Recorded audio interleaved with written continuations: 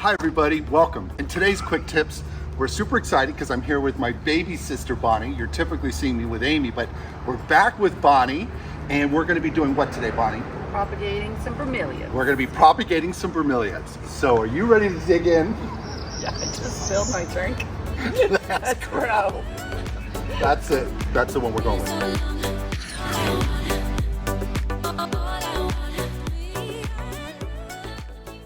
Okay, before we go into the propagation segment, we're going to tell you a little bit about the bromeliad and also some cool fun facts. So we're going to bring you up close and we're going to show you some cool things about them, and then we'll bring you up so you can look right down and see what we're doing on the propagation. So let's get on to that. There are well over 3,700 species of bromeliads. Some of the most popular varieties are Akima, Guzmania,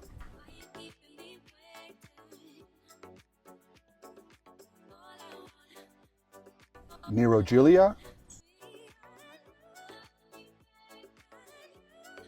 Vresia bromeliads, and Tillandsia. And Tillandsia are more epiphytic type of plant, but they can grow in terrestrial environments. But Tillandsia, like Spanish moss, is a bromeliad. They grow on trees. There's also a fun fact I want to share with you is that pineapples are a bromeliad.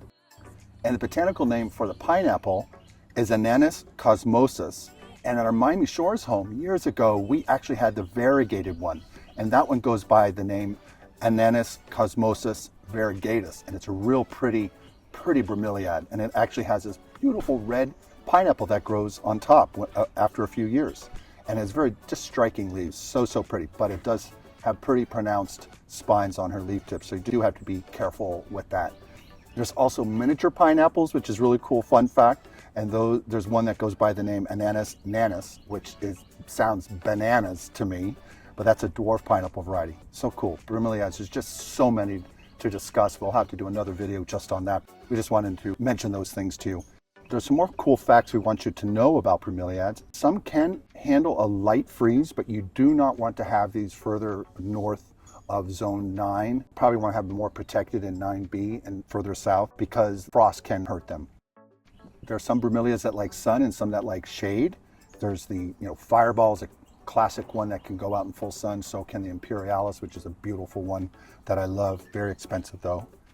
And some can grow quite large or be small. They come in all range of different sizes and shapes. And they're actually native to Central and South America. And now on to the main event. We're going to be focusing on the Neurogelia today. On propagation, you first want to make sure that you have pups that are at least a third the size of the mother plant. And you also want to prepare another site that is suitable for the bromeliad. So you don't have a bromeliad that grows in the shade and move her into the sun because she's not going to do well. And when you're preparing to do this, you need several materials. You need some alcohol, some gloves, because some of the bromeliads have spines on their tips and you don't want to scrape your skin.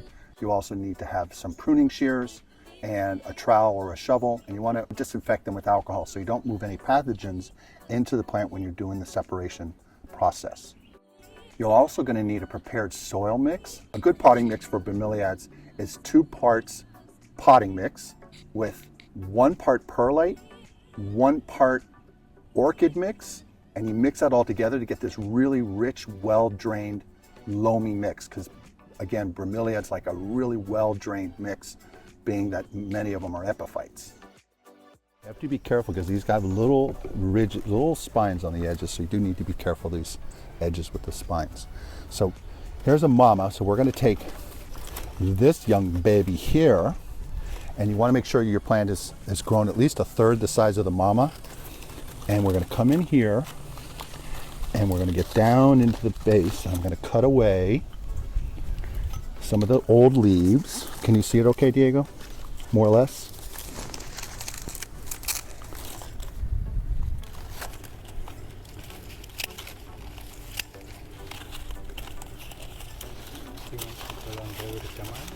No. Can you see that okay? Yep. Right down here. This is where we want to cut. Right there. If you want to go on the other side, Bonnie, you can see.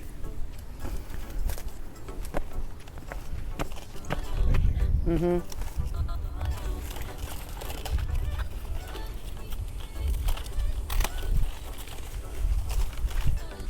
Yeah. Perfect.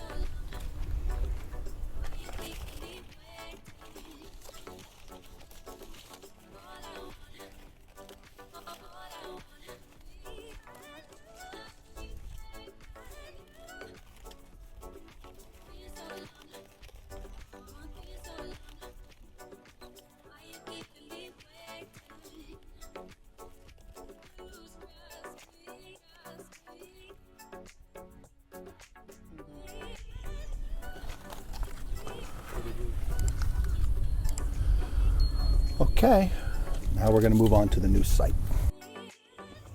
Okay, we're going to get started on the first one now.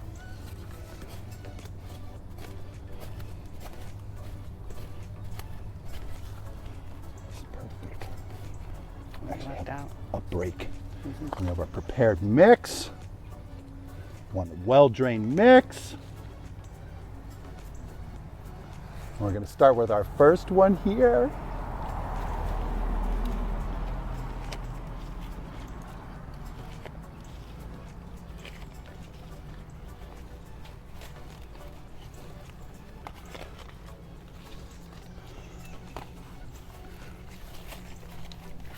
Easy peasy. And now we're going to move over to the next one. We have our second location.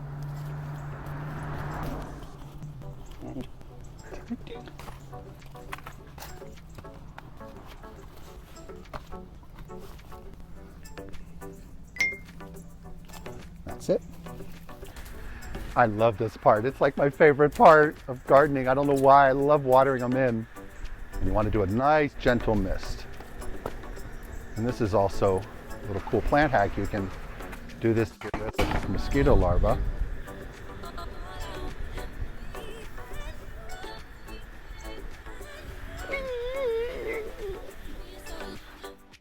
And now we're going to summarize this entire process for you here with some additional notes.